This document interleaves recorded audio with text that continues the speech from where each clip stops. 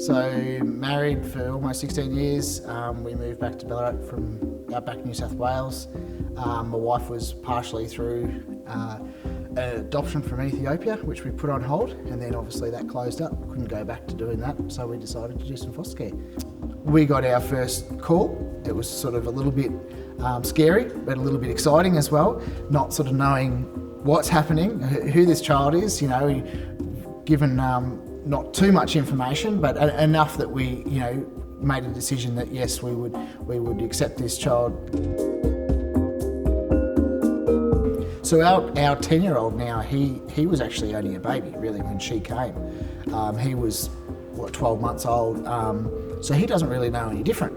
He's probably been the closest with her because they're the closest in age. They spent time together, before starting school and things like that. My 13-year-old daughter, she was still quite young as well, but she wanted a little sister, and so she's really enjoyed having another sister, even though sometimes they clash and they fight, and as siblings do. There's differences between them, but similar in a sense. They've both got special needs as well, but to different degrees. I guess it's hard because it really changes your family dynamics and the way that you sort of parent your own kids. It's different, I know, for every child. A child that's not yours, you've kind of, you've got to tread carefully, I guess. But you've got to include them as well, and you've got to try and treat them like your own kids as well. And then as the years went by, just our whole family just, really brought her in and accepted her as one of theirs. CAFs are always there, I can give you some examples, we had a newborn and, we had to, she had Down syndrome, and I had to take her into the ED. It was about, 8 o'clock at night, with some breathing issues and things. And, I was prepared to be stuck there all night. I didn't have tea, and I was hungry, and I was here with this baby that we'd only had for a very short period of time. And I rang the after hours CAF's number, which I had on my phone, on my mobile. So they bend over backwards, to accommodate and help. Whatever you need, they're always there to assist.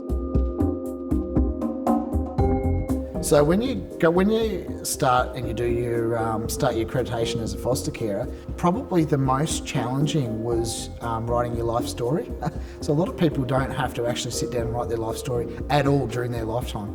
You're given a list of things that they sort of want to know about you, but generally they just want you to, from day dot to now, and it just covers everything.